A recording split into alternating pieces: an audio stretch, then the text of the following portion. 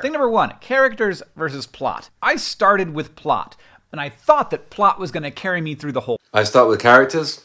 I always start with a person in a situation. That's not the same as a plot, but it is the kernel, the beginning of a story. Love to see a person in a particular interesting situation or scenario, a what if kind of thing. I'm terrible at plot, but I know it's important, so I do have to work on it. But what comes naturally to me is character and atmosphere. Process. I was super wrong. I couldn't even really get deep into the book until I cared about the characters really deeply. I had. Love this. If you don't care about the characters, and the readers don't care about the characters, not invested in the characters, there is no suspense, no tension, no conflict, no real human interest, nothing to propel the story forwards. You need to have a genuine, for whatever reason, interest, care, affection, distrust of, whatever it is, the characters, the people, the humans in the story. Love them like friends in order to have the motivation to finish telling their story. So like as far as writing motivation goes, my like biggest tip is fall in love with your characters. That's all. It's the only thing that kept me going. Thing number two. I do like that. I would say you can love your characters. You can also hate some of your characters. You can be confused by some of your characters. You can not understand your characters. There are a lot of emotions there, but you need to feel an emotion, a genuine, strong emotion to your characters. They can't be two-dimensional. Writing schedules are not a thing that I have. Sometimes I'm pretty busy, sometimes I'm not, sometimes I'm sick. But if I do not write at least 1,000 words a week, the story leaves my brain. I no longer think about it in the shower when I'm taking a walk. And starting back up again becomes a whole process. For me, that's interesting. I write first draft. I write every single day consecutively for about 40 days. Then I have a first draft. The rest of the year, my schedule is very random. I'm traveling, I'm going to events, I'm rewriting, I'm editing, I'm having ideas, I'm researching. But the first draft phase for me is quite regimented. And I like the regimentation, is that a word? I like the routine of it because it gives me some kind of safety, some kind of feeling that we're going to get there. And I completely agree on the point that it needs to be fresh in your mind. It needs to be there. I feel like I'm lifting up a fictional universe when I'm writing, and I need to do that every single day. For me, everyone's process is different. 1,000 words is like 1 or 2 hours of writing time, and if I don't make that time, I'm not writing the book anymore, and I might not write again for months. Thing number 3, also regarding the actual physical process of writing. Not all writing is writing. Thinking, staring, researching, stressing, reading other people's books, reading your own book again, reading stuff that you've already written, all that stuff is writing. If you're super focused on word count, 100%. This is where we are allowed to daydream. We are allowed to go on a trip and add on a couple of days just to think and walk around and work through an idea. That is writing. Writing is not typing. Writing is not typing. Writing is having that idea, working through that idea, working with that idea, writing down that idea, rewriting that idea. It's a big, long, complicated process. It's not just typing. And a lot of my most important writing time comes before I ever put my fingers on my old-fashioned garbage laptop keyboard. You'll have more words. If you're super focused on story, you'll have more story. Thing number 4, relatedly, nothing but time writes a book. I don't know how I didn't know this, but it takes hundreds of hours at least. And so if you don't spend the... That's a fact. There are no shortcuts. Some of my books have taken 5 years from start to finish. I'll work on other projects. I'll work on like a book for 4 months. And then I'll be completely exhausted by it, and I'll put it away for 3 months, and I'll work on a different book. I'll come back to it, and the whole thing can take like 5 years. You need to put as much time in as the book needs. Some books are quicker than others. Some books are simpler than others. You have to put the right amount of time in. You can't have an undercooked book.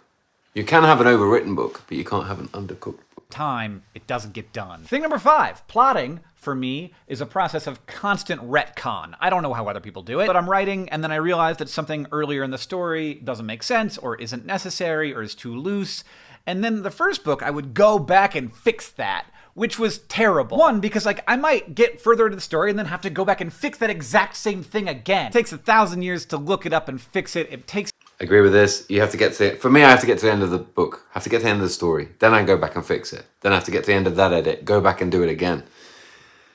You can't edit a blank page. So I like to just start and get it all out of my system, have it down there. Then there's this feeling of confidence that I have something, however horrible and ugly and misshapen, I have something to work on and work with.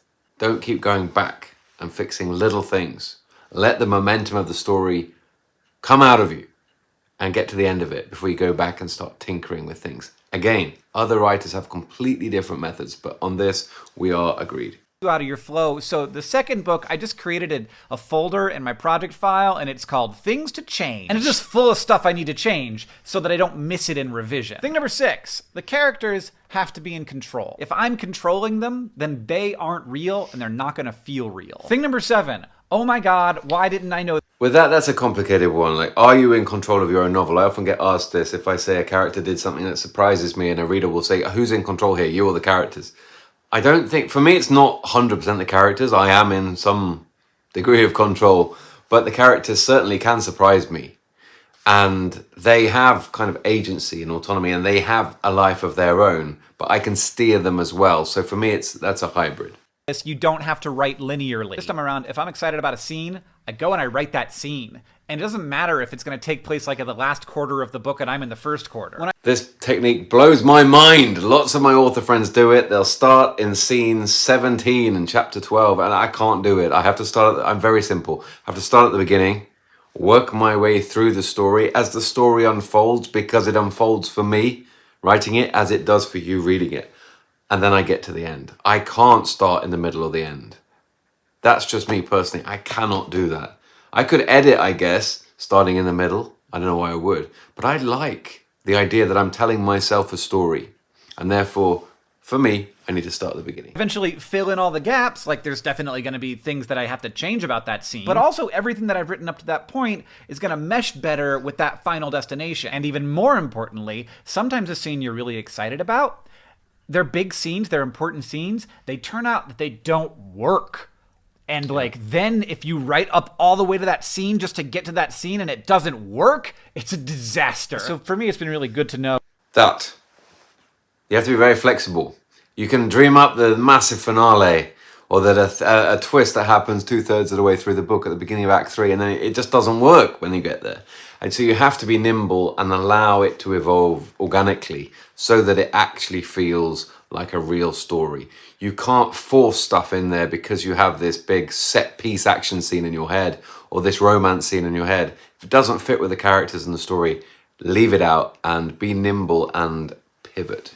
If my important scenes are actually going to work before I get to them. And finally, thing number 8, I have expertises and passions. I have things that I love and that I care about and that I know about. I've written like 1,000 nonfiction video essays. I'm kind of an expert on social media. I don't know how I hadn't figured this out, but like using my expertises and my passions has been deeply enabling. And all of my early failed attempts at other books was because I wasn't doing that. So John, thank you for the years of practice. That's interesting. I often touch on something that I'm really passionate about, whether that's saturation diving or New York City or sibling rivalry, or subjects like isolation and claustrophobia. I wouldn't say I write like a book about my passions. It has to be a story that then touches on my passions. But if it's stuff that I'm really interested in genuinely, it makes everything so much easier, especially research and rewriting for years at a time. Practice here, and if I could give you any advice, it's apparently write a soccer novel. Don't know what we're talking about now, but that was a really useful, snappy little video. And my main takeaway is there are some universal truths that are really helpful, at least for most people, but at the same time, most of it is personal to you and you just have to figure it out. And sometimes it takes you 10 or 20 or 30 years to figure it out, and you just have to start now. Main thing is just to enjoy every single part of it as much as it is possible. Even when your confidence is down, when you're getting rejected, you still have to find some pleasure in the process, in the actual work of putting the words down and letting the story unfold for you. Thank you for being here. I'll be back again soon.